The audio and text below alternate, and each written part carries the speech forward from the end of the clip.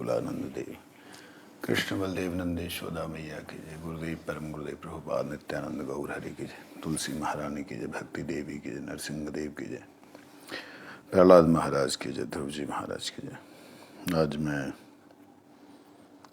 श्रील भक्ति सिद्धांत सरस्वती गोस्वामी ठाकुर प्रभुपाद जी, विश्वव्यापी चैतन्य मठ, गौड़ीय मठ और तत् अन्य शाखा मठों के मूल प्रतिष्ठाता, उनके द्वारा स्थापित श्री कुरुक्षेत्र में भगवान के श्री राधा कृष्ण की मिलन स्थली, जहाँ पर द्वारिकाधीश भगवान श्री कृष्ण से राधा जी मिलती हैं, उस जगह पर आया हूँ। वैसे तो हम लोग जैव धर्म का पाठ कर रहे हैं नित्य प्रति, परंतु यहाँ एक लीला घटी थी।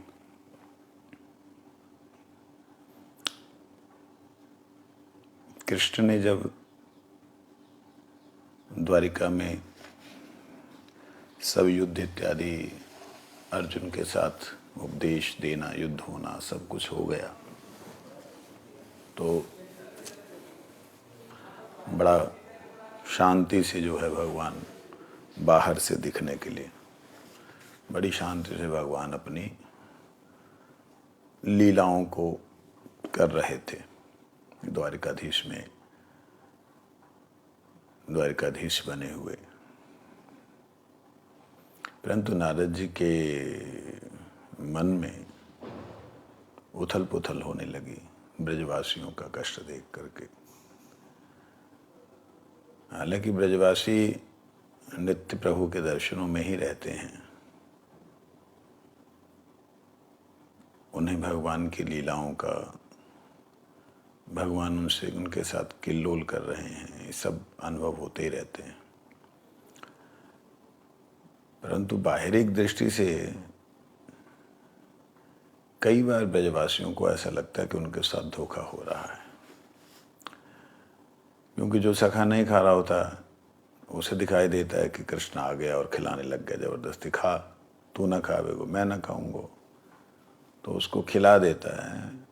और बाद में सखा जब उसे खिलाने लगता है तो देखता अपनी माँ को खिला रहा है या अपने भाई को खिला रहा है। इस प्रकार से सखाओं का जो सखा कृष्ण है, माताओं का जो पुत्र कृष्ण है, वो उन्हें भोजन करा देता है, लेकिन जब उसे भोजन कराने लगो तब ऐसे लगता है कि मानो वो भाग गया कहीं। इस प्रकार से ब्रज की ये लीला चलती है, जिसका एक उदाहरण जब मथुरा में भगवान कृष्ण थे तो उद्धव जी को भगवान ने दिया कि जाओ उद्धव, जा कर के देखो, ब्रजवासियों को थोड़ा शांत करो। उद्धव बड़े चाव से आए कि हाँ मैं शांत करूं, लेकिन उद्धव आके खुद समझ ही ना पाए। ब्रज धूल को अपना लक्ष्य समझने लगे और ब्रज धूल में रहने की आशा करने लगे। गोपियों के चरण रज को अपना सर्वस्व मानने लगे और उसी भाव को लेके कृष्ण के पास गए। तब कृष्ण ने दिखलाया कि जो ब्रह्म ज्ञान को लेकर के तुम फूलते थे कि मैं सर्वत्र हूँ, सर्वत्र हूँ, अगर मैं सर्वत्र हूँ तो उनको विरह किस लिए है? अगर विरह है तो मेरा सर्वत्र होना कहाँ संभव है? ऐसे करके भगवान ने उनसे थोड़ा मजाक किया, उपहास किया। तो उसमें एक चीज उद्धव ने देखी थी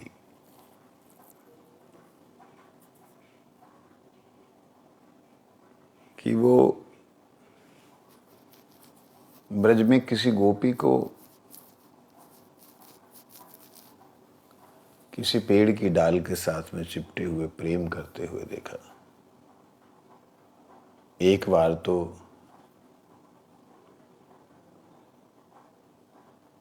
उद्धव को भी संदेह हुआ कि ये क्या है, लेकिन गोपी इतना भाव में भावित है, वो कहती, उद्धव पूछते तुम क्या कर रहे, अरे तुम बीच में क्यों आ गए मेरे कृष्ण के। और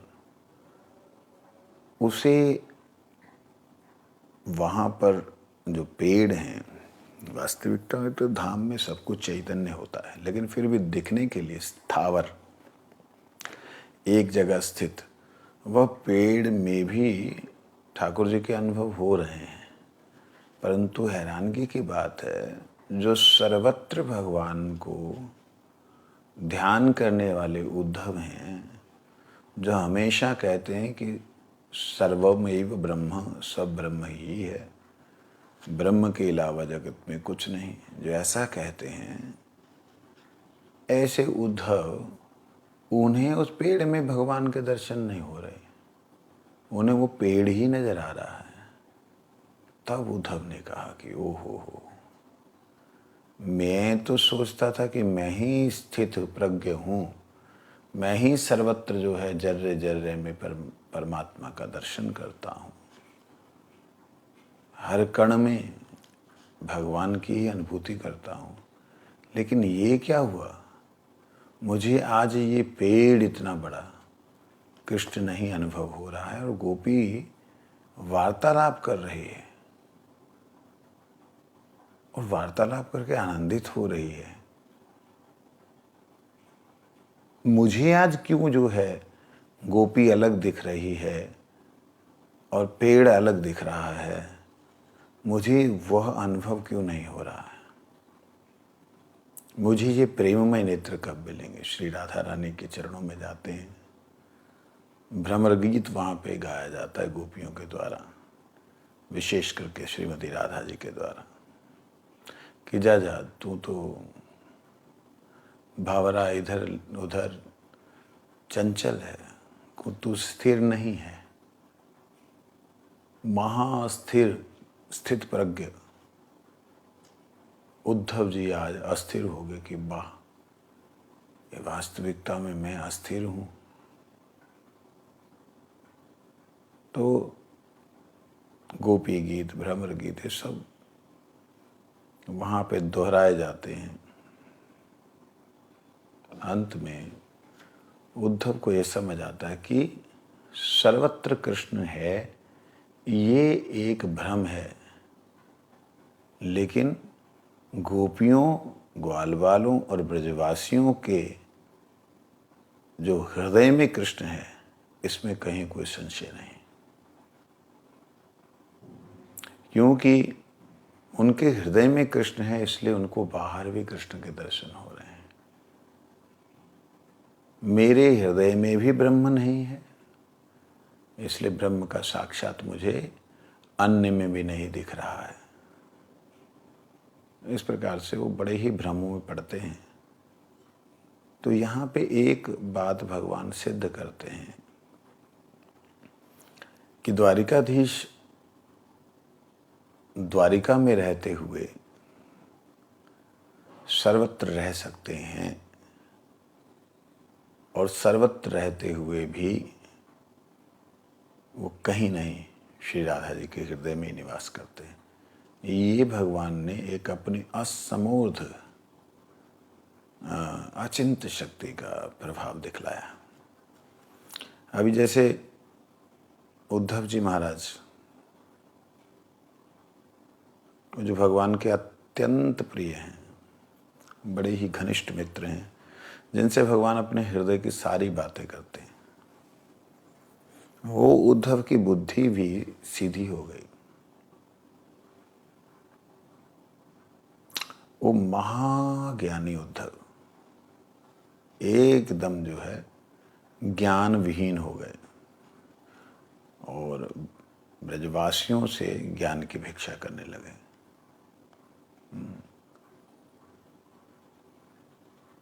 भगवान श्री कृष्ण का जो द्वारिकाधीश कृष्ण है, उनका मिलन गोपियों से होना कोई जरूरत नहीं, परंतु गोपियों को ऐसा ही लगने लगा था कि हम तो भ्रम में जी रही हैं, कृष्ण नहीं है।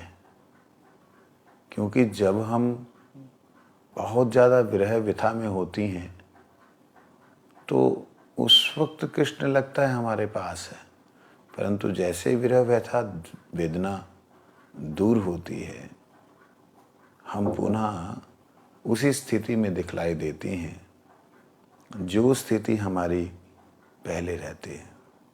इस प्रकार से गोपियों का जो एक भाव है वो भाव गोपियों का पक्का होने लगा कि हम धोखे में हैं, हम धोखे में हैं। तो नारद जी गोपियों की यह विरह दशा, ब्रज की ऐसी विरह दशा जब कृष्ण ने द्वारिका से भेजा था कि जाओ मुझे कोई भक्त के चरणों की रज ला के दे दो, तो नारद जी को बहुत कष्ट हुआ। क्यों? अखिल ब्रह्मांड नायक परात्पर परब्रह्म श्री कृष्ण ने कभी भी, परमानंद ने कभी भी दुख क्या होता है उसका आभास भी नहीं किया। वो तो अपनी मधुर मुस्कान रूपी बंसुरी को रण क्षेत्र में भी बजाते रहे, अपनी मधुर वाणी के द्वारा गीत गाते रहे गीता के रूप में। उन्हें तो कभी भी आनंद कंद ब्रजचंद्र को कभी भी दुख नाम का कुछ छाया भी स्पर्श नहीं कर सकती, तो वह श्री कृष्ण किस प्रकार से दुखी हो सकते हैं? असंभव। परंतु नारद जी ने उन्हें देखा तड़पते हुए, और जब नारद जी ने उपक्रम किया ब्रजरज लाने का, जबकि स्वयं भक्त हैं, अपने आप को नरक में जाना पड़ेगा इस भय से अपने चरणों की धूल माथ ठाकुर जी के माथे पे नहीं दी। वहाँ की जो महर्षियाँ हैं उनसे निवेदन किया तो बोले आप बुढ़े हो गए हो, आपको ये पता नहीं है कि हम अपने आराध्य देव के मस्तक पे किस प्रकार से जो है अपने पैरों की धूल लगा सकती हैं।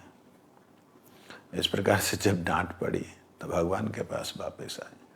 भगवान ने कहा, हे नारद जी, क्या आप कहाँ गए थे? अभी इतनी देर कर दी, लाओ लाओ लाओ। नारद जी कहते, प्रभु आप मजाक मत कीजिए, आपको कौन अपने चरणों की धूल देगा?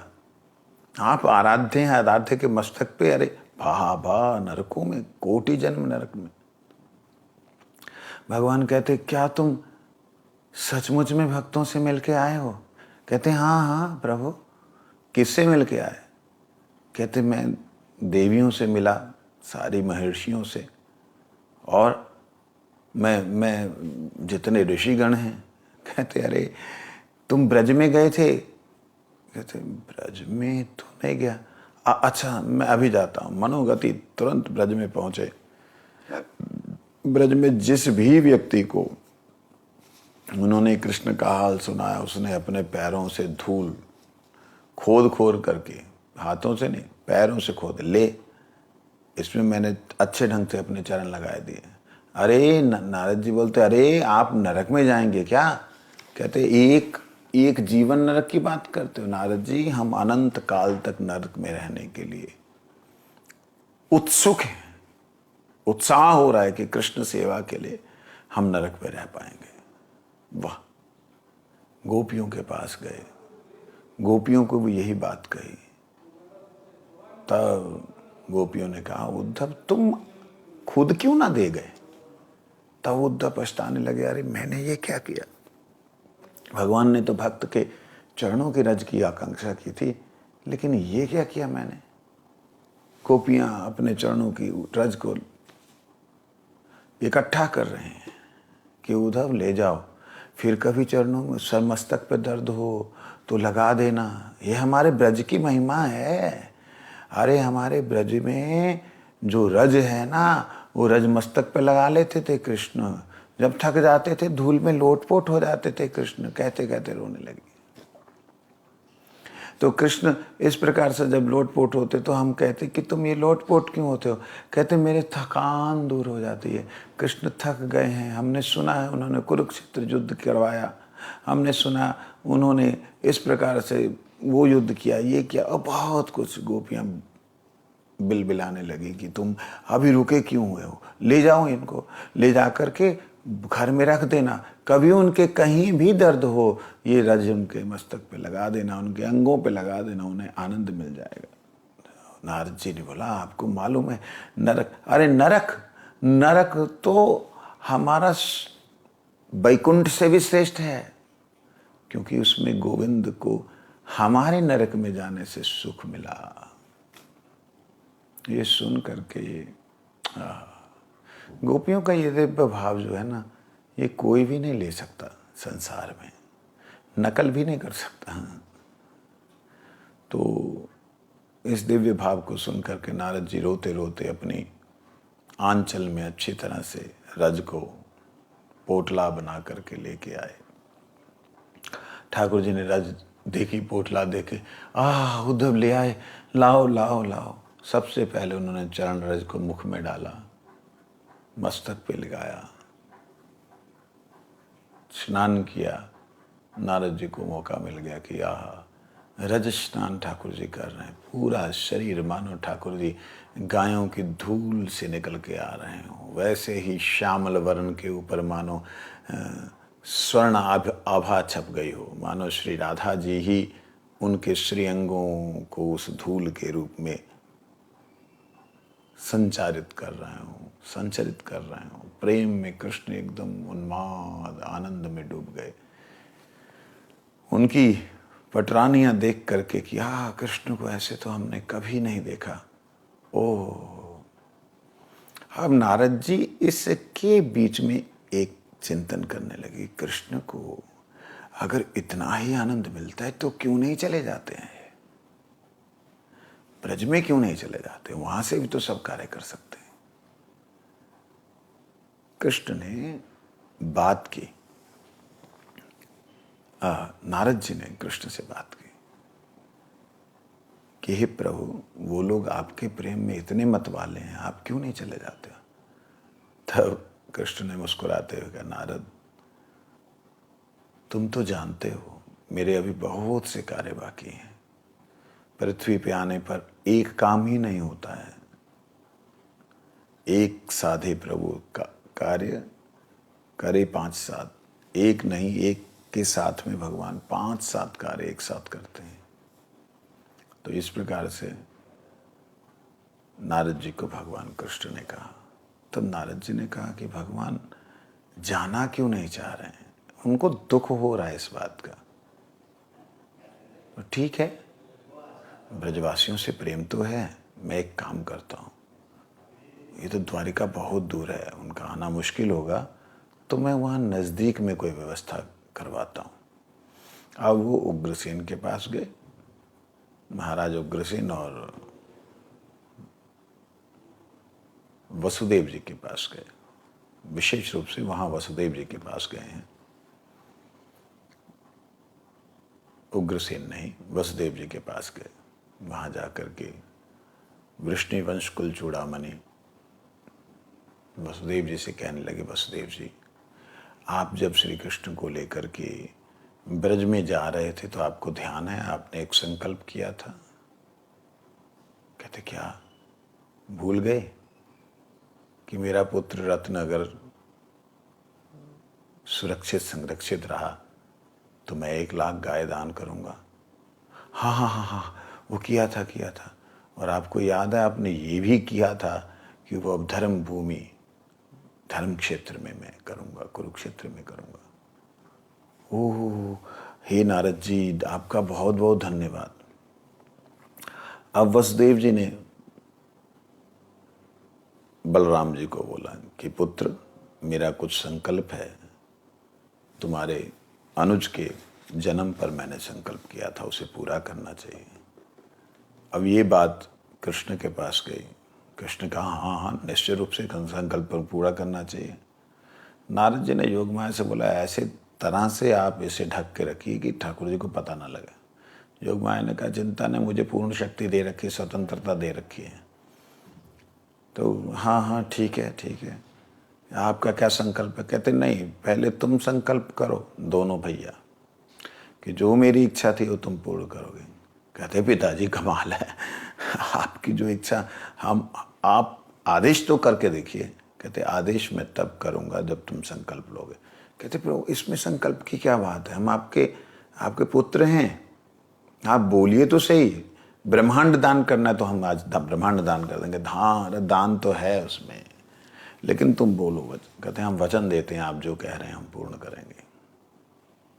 तो कहते पुत्र मैंने संकल्प किया था कि धर्म क्षेत्र कुरुक्षेत्र में जहाँ ब्रह्म सरोवर है वहाँ पर मैं यज्ञ करूँगा। जहाँ ब्रह्मा ने यज्ञ किया था, जहाँ विष्णु ने साक्षात आकर के वहाँ ब्रह्मा जी को शक्तियाँ प्रदान की थी, जहाँ दक्ष ने यज्ञ किया था, मैं यज्ञ करूँगा। देवता जहाँ पर साक्षात आहुतियाँ ग्रहण करते हैं, मैं वहाँ यज्ञ करके 1,00,000 गायें जो है दान करूँगा। ऐसा मेरा संकल्प था। तो कृष्ण का चिंतन थोड़ा सा वो हुआ कि अरे ये कहीं नारद जी का काम तो नहीं है। अरे कृष्ण कहते क्या ये आपको, कहते मेरे को याद आ गया, मैं मरने से पहले इस बात को करना चाहता हूँ। मुझे मालूम था तुम दोबारा कुरुक्षेत्र में ना जाना चाहोगे जहाँ भीष्म पितामह का अंतिम कार्य हुआ।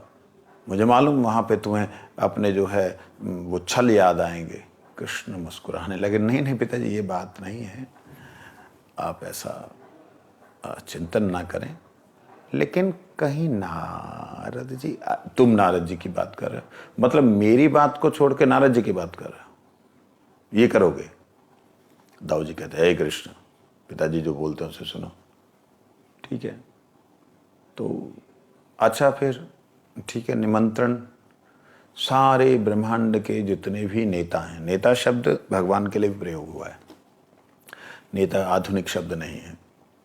जिसकी नीति को मानता हो समाज, उसे नेता कहते हैं। जिनकी नीति के अनुसार, नियम के अनुसार, जिनके कानून के अनुसार ब्रह्मांड चलते हों, उन्हें नेता शब्द के द्वारा शास्त्रों में कृष्ण के लिए एक नेता शब्द प्रयोग किया गया। तो जितने भी जगत के नेतागण हैं, अर्थात नीति प्रधान गण हैं, जगत के रक्षक हैं, पालक हैं, दक्ष हैं, प्रजापति हैं, इन सबको, वसुओं को, सबको आप निमंत्रण कीजिए। और उन सबको प्रमुख व्यक्तियों को करना है। आप प्रमुख व्यक्तियों को करने के लिए भी अगर जाएं तो कम से कम नहीं तो 1,00,000-2,00,000 तो बैठ जाएंगे। इतने लोगों की व्यवस्था कुरुक्षेत्र में हो जाएगी, उसमें कोई मुश्किल नहीं है। लेकिन निमंत्रण कौन करेगा?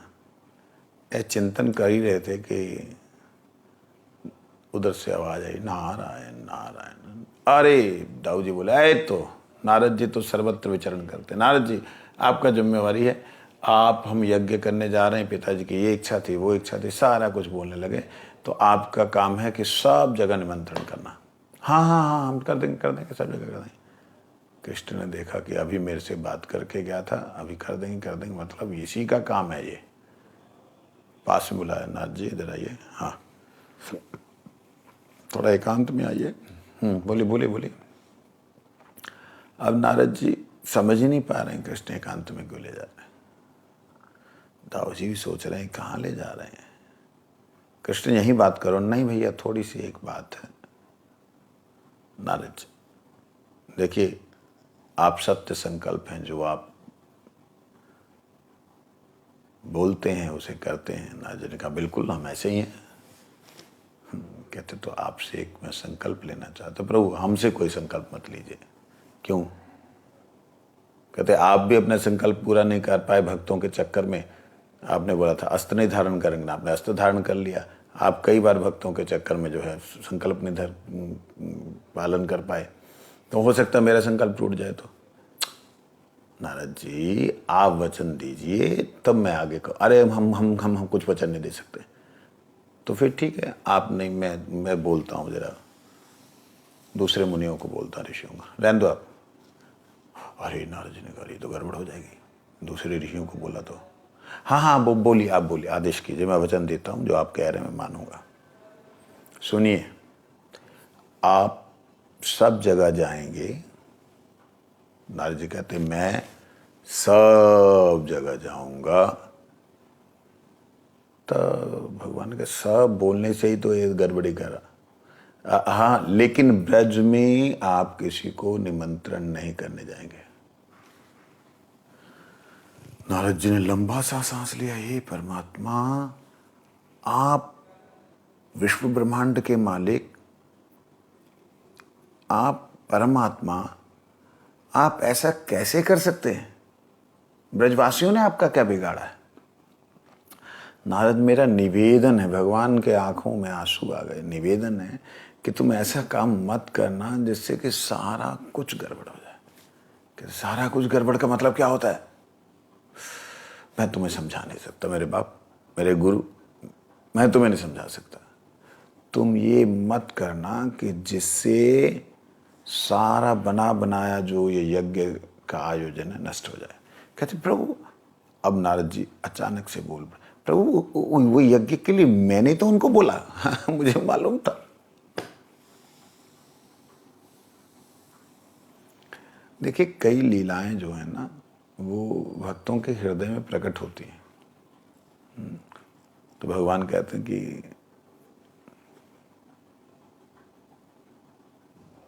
मुझे मालूम था कि तुम्हारा ये काम है, इसलिए मेरा अब निवेदन है, आदेश है कि तुम ब्रजवासी, किसी भी ब्रजवासी को यज्ञ के लिए निमंत्रण नहीं दोगे। ठीक है प्रभु, आपने कहा, मैं सत्य संकल्प लेता हूँ, त्रिवचन देता हूँ कि मैं किसी भी ब्रजवासी को निमंत्रण नहीं दूंगा। भगवान ने कहा ठीक है, जाओ। अब नारद जी ने पहले तो जाना था अन्य अन्य अवतारों के वैकुंठ में, परंतु अब सीधा वहां नहीं जाकर सीधा सबसे पहले ब्रज में ही गए। और ब्रज में जाकर के कलह प्रिय नारद जी ने बतलाया कि कृष्ण ने विश्व विजय की है, कृष्ण ने ऐसा किया वैसा किया। सारे ब्रजवासियों ने घेर करके, जैसे हमारे यहाँ बड़ा सा पंडाल लग जाता है ना, ऐसे चौपाल के ऊपर बैठ गए। पिन ड्रॉप साइलेंट है। नारद जी बोल रहे हैं तो वातावरण में पूरे के पूरी आवाज की प्रतिध्वनि हो रही है। जो पेड़ हैं मानो वो स्पीकर का काम कर रहे हैं, और एकदम गुंजायमान शांत वातावरण में भगवान, क्या क्या भगवान ने किया है नारद जी ने अति संक्षिप्त में वो सब बतलाया। और अंत में उन्होंने कहा कि वो एक बहुत बड़ा यज्ञ अनुष्ठान करने जा रहे हैं, और बिल्कुल आपके पास में ही, एकदम कुरुक्षेत्र में, और उसमें सारे ब्रह्मांड के लोगों को उन्होंने निमंत्रण दिया है, प्रमुख व्यक्तियों को। अच्छा अच्छा अच्छा, अब नंद महाराज थोड़े प्रसन्न, हाँ हाँ हाँ। वृषभानु बोले हाँ हाँ, वाह वाह वाह, बहुत बढ़िया बहुत बढ़िया, हम आएंगे आएंगे। महाराज, लेकिन मुझे पूर्ण आदेश दिया है, निमंत्रण का दायित्व तो मेरा ही है। मुझे आदेश दिया है कि मैं ब्रजवासियों को निमंत्रण ना दूं। इतने में दो चार सखा बोले, क्या को निमंत्रण का जी का है वो, ये कैसे कर दिया माने? अब आपस में मित्र हैं, हमें कैसे ना बुलाया माने? हम नहीं जानते। नारद जी को नंद महाराज बोले कि ये कैसे, ये बात समझ नहीं आई।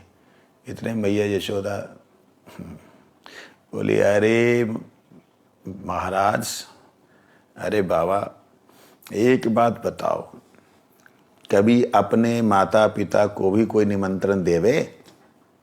निमंत्रण दियो जाए बाहर वाले को, अपने मैया बाप को कोई निमंत्रण देवे? नारद जी, तुम समझे ना है कृष्ण की बात को? कहते हाँ मैया, मैं समझो ना है कृष्ण की बात को। देखो, निमंत्रण बाहर वाले को दे में, अपने घर वाले को निमंत्रण ना दे में कि मैं जी कर रहा हूं, आए जी हो। ये तो अपमान हो गए उनको। हाँ मैया तुमने सही कहा। शांडिल्य मुनि मुस्कुराने लगे, नारद जी मुस्कुराने लगे, बिल्कुल सही कहा। इतने में गोपियां बोली हम भी चलेंगे, हाँ हम तो उनकी उनकी सखियां हैं, हमारे संग खेले हैं, हमें थोड़ी निमंत्रण करेंगे। अब सखा वगैरह सब लोग एकदम तैयार हो गए कि हम जाएंगे। नारद जी कहते देखिए निमंत्रण नहीं किया उन्होंने। अरे निमंत्रण नारद जी तुम, हाँ आपने बात सही बोली, अपने घर के लोगों को निमंत्रण नहीं करता, बिल्कुल सही बोला। अच्छा मैं दंडोत, मैंने बहुत लोगों को जाके निमंत्रण करना है। हाँ जाओ जाओ जाओ। सब तैयारी करने लगे, हम चलेंगे। माखन बनाने शुरू कर दिए सब ने, लोनी बनाने शुरू कर दी, ठंडी रहे इसके लिए एक मटकी में जल, उसके अंदर एक और मटकी, उस मटकी में जल, वो बाहर से ठंडी लगती रहे, उसको हवा लगते हुए अंदर वाली मटकी को पूरा ठंडक जैसे बर्फ़ जम जाए मानो, ऐसी लोनी बना करके सब ने अपने घड़ों में रखी और लेकर के चल दे। वहाँ से अब आने में समय तो लगता ही है। निश्चित समय बता दिया गया था कि अमुक तिथि को 1 मास बाद ऐसे ऐसे आयोजन है। 1 महीना लगा सब टेंट वेंट लगाने में, बहुत बड़ा आयोजन था। यज्ञ स्थलियों का निर्माण हुआ, साक्षात देवतागण पधार करके भगवान के द्वारा आहुतियाँ ले रहे हैं। बहुत सारे देवता तो भगवान के वंश में ही जन्म ले चुके थे। तो ये वह यज्ञ स्थली है जहाँ पर ब्रजवासियों ने कृष्ण का दर्शन किया।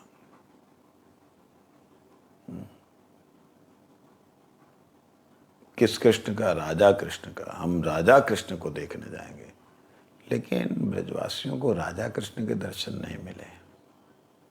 हुआ क्या? जब वो आए तो वायुयान से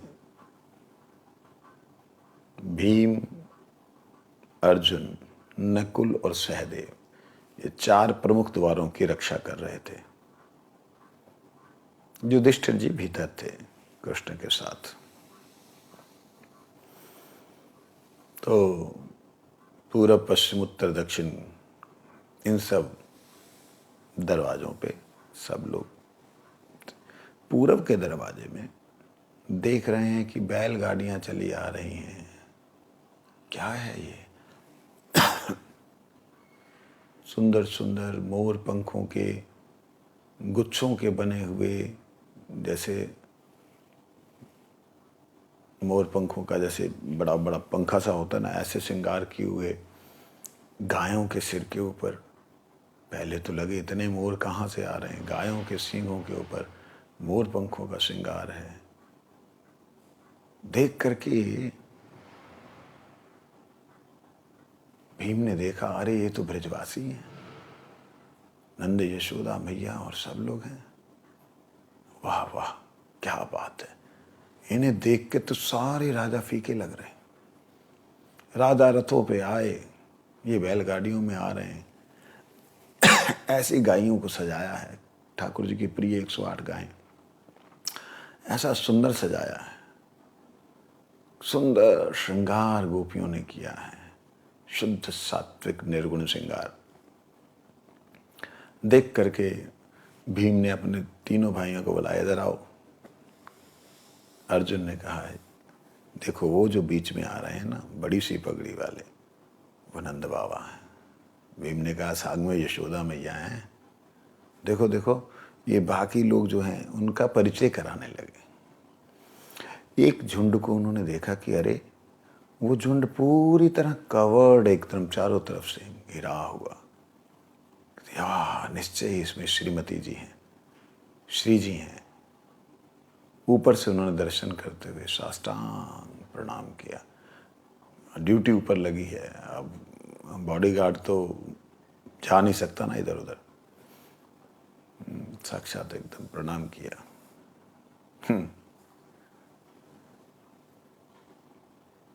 द्वारपालों ने, ये ऊपर खड़े, ऊपर से देख रहे, निगरानी कर रहे। द्वारपालों ने जैसे ही अंदर आए उनसे रोक दिया, आप लोग कहाँ से, कौन हैं, कैसे आए? कहते हमारा लाला जो है ना कन्हैया, हमारा लाला भीतर है, वो यज्ञ कर रहा हो कछु बाकू मिलवे को आए। तो ठीक है, आपके पास स्वर्ण निमंत्रण पत्र है, जहाँ चांदी का निमंत्रण पत्र है, या तांबर निमंत्रण पत्र है। तो हमारे पास तो कोई निमंत्रण पत्र ना है, हमें तो आने निमंत्रण ना कियो, हम तो घर के लोग हैं ना, घर के लोगों को निमंत्रण थोड़ी करे। ऐसे करके उपानंद जी इत्यादि ने बात की। नंदरानी बाबा एक साइड में ठिठक गए कि ये क्या। ऊपर से भीम ने कहा, अरे इनको समझाऊं मैं जाके अभी? अर्जुन ने कहा, प्रभु आप यहीं विराजमान रहिए, अपने द्वार की रक्षा कीजिए, ये भगवान की क्या लीला है, आप रहने दीजिए। अगर निमंत्रण नहीं दिया तो आप देखो खाली। अच्छा, उनको दोनों को लगाया, भी मेरे दरवाजे की तरफ भी देखता रहियो। ठीक है, अर्जुन और भीम दोनों ऊपर से निगरानी कर रहे क्या हो रहा है। जब इधर रोका हुआ है, वार्तालाप कर रहे हैं, सखा लोग दूसरे में चले गए। श्रीराम ने बोला, और पल्ली तरफ दरवाजा दिख रहा हो, वहां ते कोई घुस रहो, चलो वहां हम चलें। तो उधर चल दिए, सखाओं के साथ साथ गोपियां भी पीछे चल दी। दास भी जो है, माँ यशोदा वगैरह के जो साथ में थे, वो लोग सुन रहे हैं क्या वार्तालाप। उन्होंने बोला, देखिए हम द्वारपाल हैं, हम आपको अंदर नहीं जाने देंगे, आप चाहें दूसरे वाले दरवाजे से चले जाएं, शायद वो एंट्री दे दें, वो आपको प्रवेश दे दें। भैया यशोदा कहती, ना हम तो यहीं पे जाएंगे। पीछे खड़े जो दास थे उनका, ये तो यहाँ से चली जाएंगे, हम दूसरे पे चले जाएं, ज़्यादा लोग हैं तो। वो दूसरे में चले गए। गोपियाँ जो ग्वाल वालों के संग गई थी, उन्होंने चौथा दरवाजा, तीसरे पे सखा लोग, चौथे पे वो लोग प्रवेश करने के लिए प्रयास कर रहे हैं।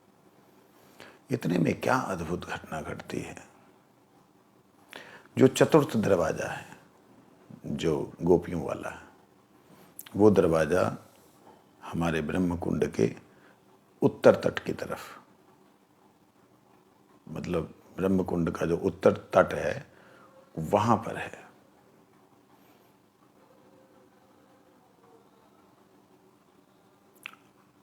ब्रह्मकुंड यज्ञस्थली और ब्रह्म द्रव्य का इसमें आवगाहन हुआ। ब्रह्म द्रव्य मतलब भगवान ही द्रव्यभूत होकर के जहां हो। यहां एक बड़ी दिव्य घटना घटती है।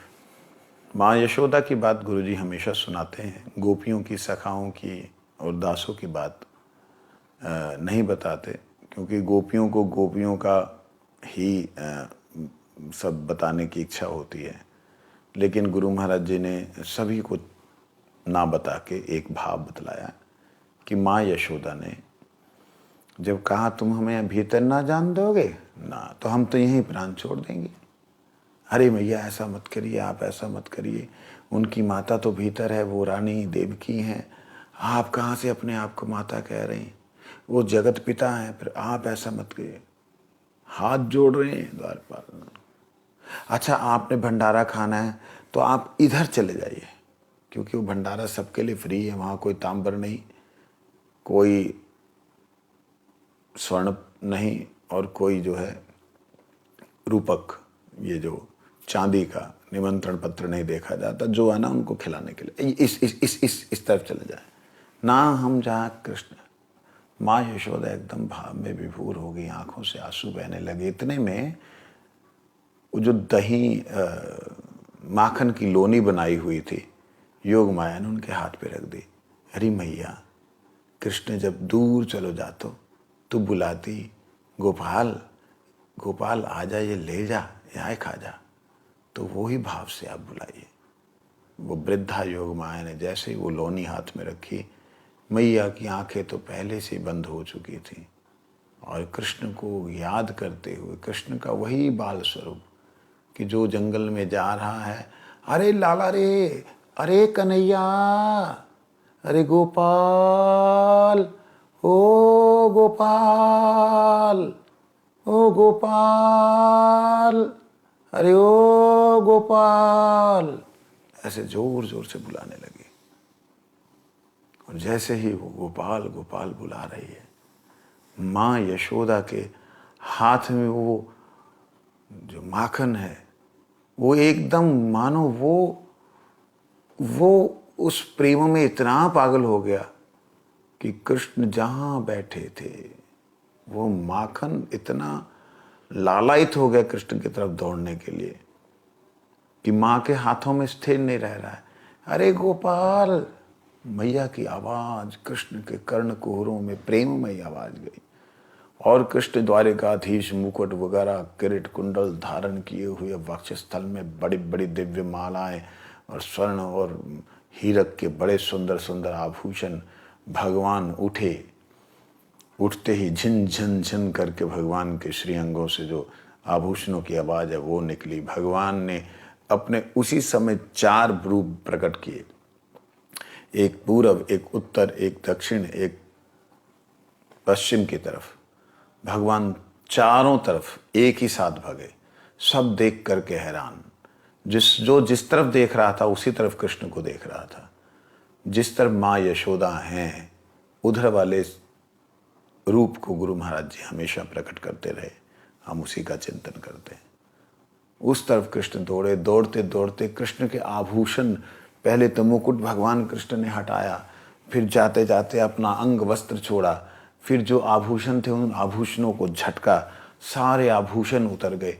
कृष्ण दौड़ते दौड़ते जा रहे हैं, बड़े कृष्ण दौड़ते दौड़ते जाते जाते जाते जाते एकदम छोटे गोपाल हो गए और माँ यशोदा की गोद में जाकर चिपट गए। माँ यशोदा इतने वृद्धावस्था में कि कृष्ण इतने वयस्क हैं, वो छोटे बालक के रूप में आए। माँ यशोदा के स्तनों से दूध झरझर झरझर झरने लगा।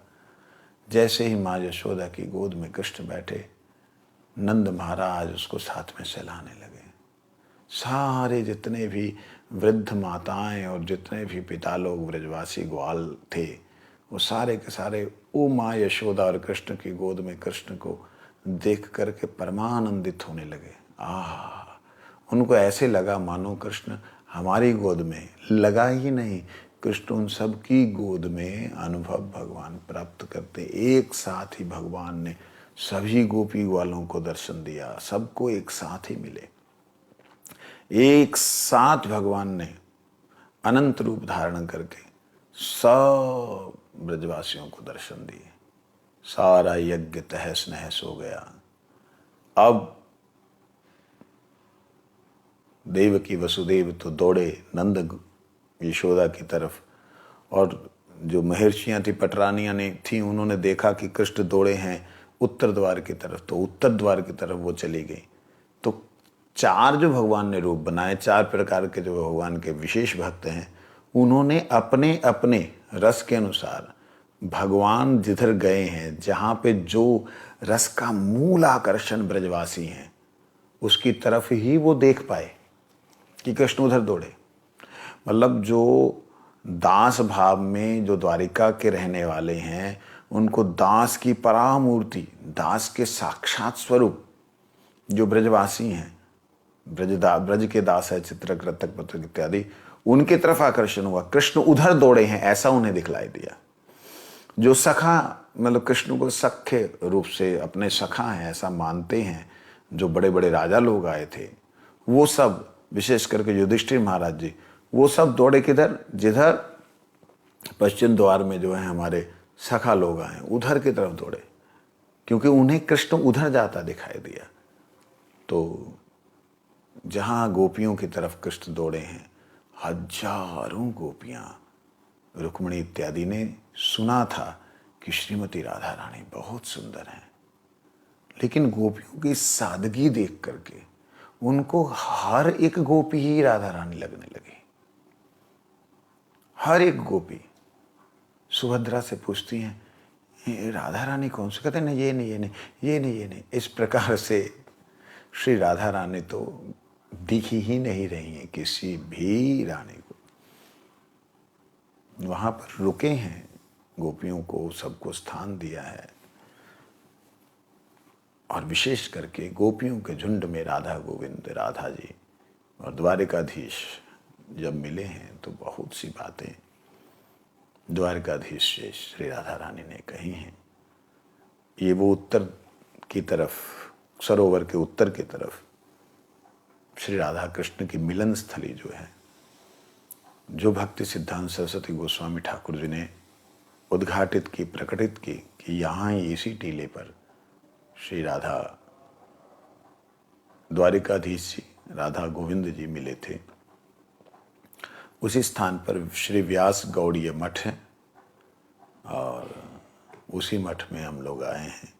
150वां साल प्रकट उत्सव मना रहे हैं भक्ति सिद्धांत सरस्वती गोस्वामी ठाकुर प्रभुपाद जी का। तो हम सब बड़े सौभाग्यशाली हैं कि हमें भी मौका मिला है, यहाँ आने का निमंत्रण मिला। मैं तो तुच्छ सेवक हूँ, परंतु गुरुदेव की कृपा से प्रभुपाद जी ने अपने इस 150वें प्रकट उत्सव पर हम ब्रजवासियों को ही बुलाया है। तो क्या लीला होगी मालूम नहीं। वैसे आज 9 बजे से कथा कीर्तन आरंभ होगा।